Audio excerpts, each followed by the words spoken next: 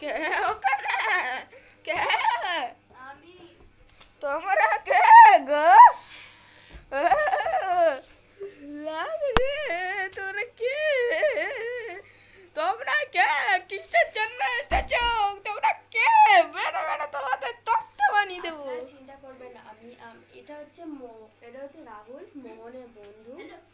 কমলার আমি হচ্ছি ও আপনি আসুন বসুন। তো আপনার কিসের জন্য এসেছেন? আপনি কমলাকে চেনেন? হ্যাঁ, ও আমার মেয়ে। তো ও 2 বছর আগে আমি বিয়ে দিয়েছিলাম। তো আমি এইসব শুনতে আসিনি। 2 বছর আগে কি বিয়ে দিয়েছিলেন কি জানি না।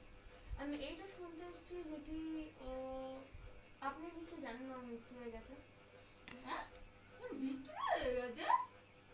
ওকে আমি বলেছিলাম আমার সাথে একবার দেখা করে দিতে পারলে। শুনুন, বলছি আপনি ওর সাথে এমন কোনো কিছু ঝগড়া হয়েছে সেটা জানেন? ওর যে হাজবেন্ড, আমরা ওটাকে স্বামী বলে ডাকি। ও যে স্বামী, ও আমার খুব মারতো। ও তো বেড়ালে অন্যদের সাথে কিছু চক্কর চললে এরকম ভাবে নামে ওকে খুন্তি দিয়ে মারতো। এবার বলুন, আমার মেয়েও তো বেচারি, ও আবার কি করতে পারে?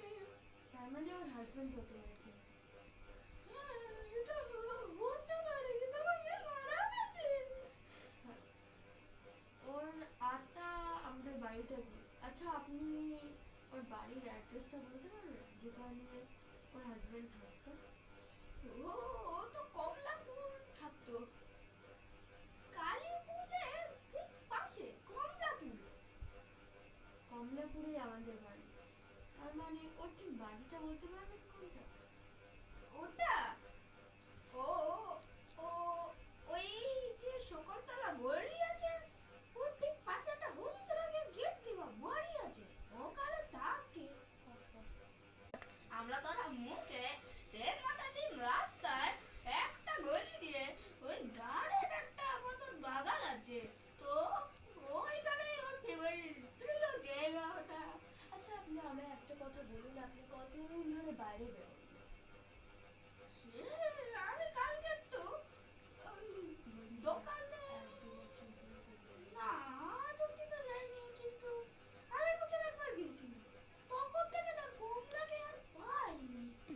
আচ্ছা, তার মানে আপনি একটা কথা বলুন যে কমলার মা কোথায়? কমলার মা তো 3 বছর আগে মারা গেছে। কি জন্য?